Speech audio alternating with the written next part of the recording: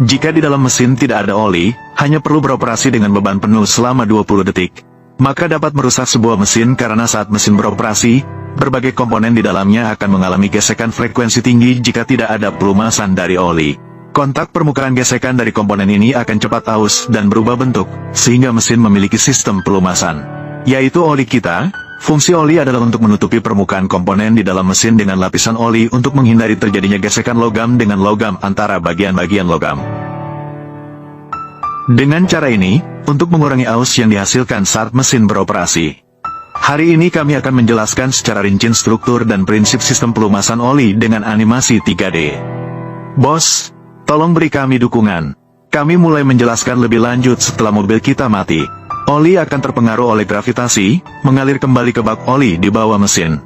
Jadi ketika kita baru menyalakan mobil, terdapat istilah starter dingin karena saat mobil baru dinyalakan, permukaan bagian dalam tidak ada oli, yang merupakan gesekan kering logam dengan logam.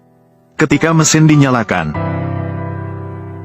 poros engkol mesin akan mulai berfungsi bersama dengan pompa oli. Pompa oli akan menghisap oli dari bak oli dan menekannya untuk dikirim ke dalam mesin.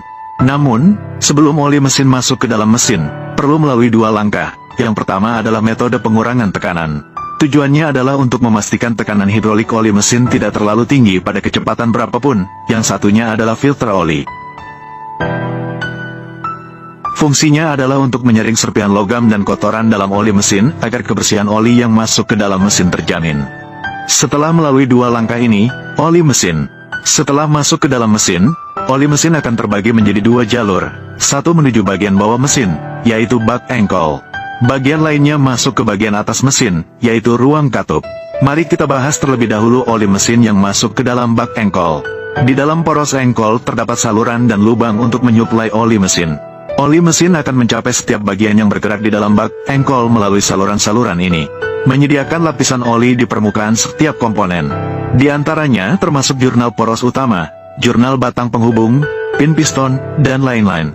Karena oli mesin sepenuhnya merendam bagian poros engkol saat piston bergerak. Oli mesin akan diputar oleh tuas pengangkat ke seluruh bak engkol, yang tentu saja juga mencakup dinding silinder, untuk mencegah oli mesin masuk ke ruang bakar. Jadi akan ada cincin oli pada piston.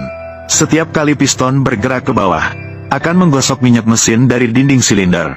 Jika ring oli pada piston ini tidak rapat, maka akan menyebabkan dinding silinder tidak bersih. Dan juga ada banyak gas bertekanan tinggi yang mengandung oli di dalam bak engkol.